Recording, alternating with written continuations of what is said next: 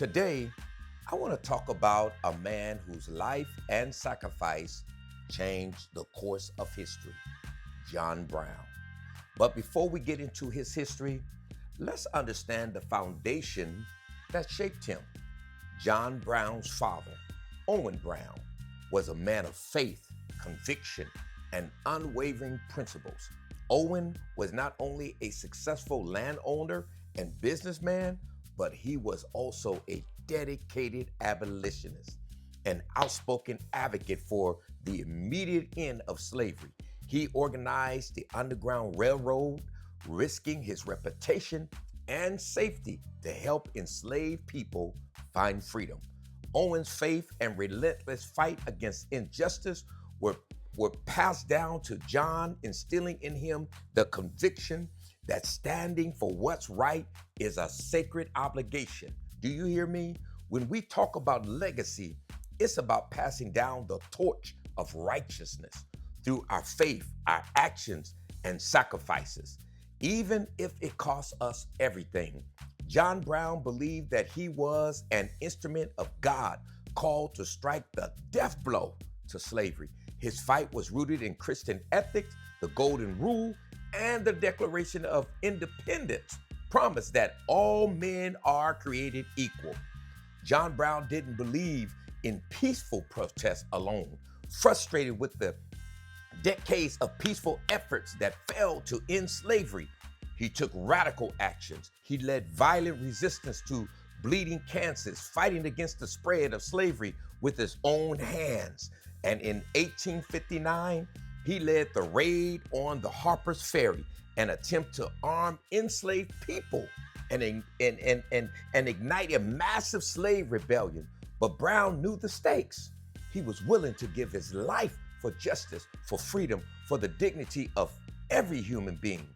His actions and sacrifice weren't just like ending slavery. They were a catalyst. They ignited the tensions that led to the Civil War, a war that was fought to end systemic racism embedded in America's very foundation.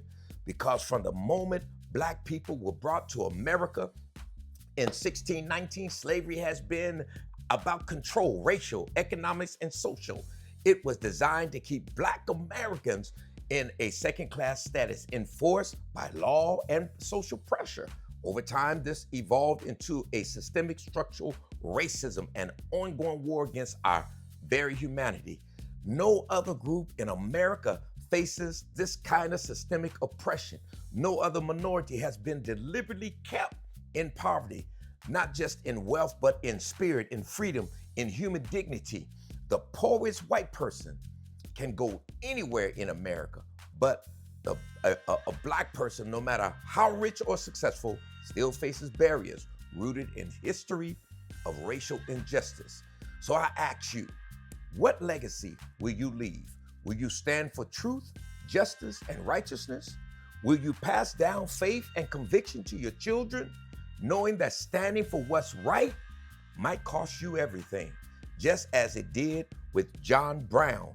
Because the fight for justice is not just about the past, it's about our present, our future, and the legacy we leave for generations to come.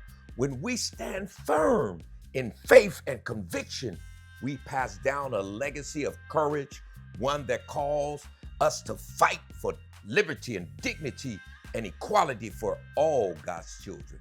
Today, we still face a death blow worthy enemy, racism, and the narratives that perpetuate it, systemic inequalities, microaggression, and systemic injustices continue to ravage our communities and bodies and minds. Yes, it does.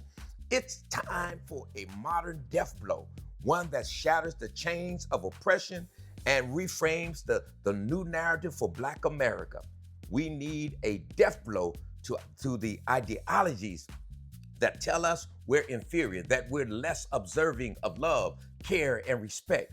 We need a death blow to the systems that perpetuate police brutality, mass incarceration, and economic exploitation. We need a death blow to the narratives that erase our history, silence our voices, and deny our humanity. Let us rise up and deliver our own death blow, not with violence, but with love, resilience, and collective action.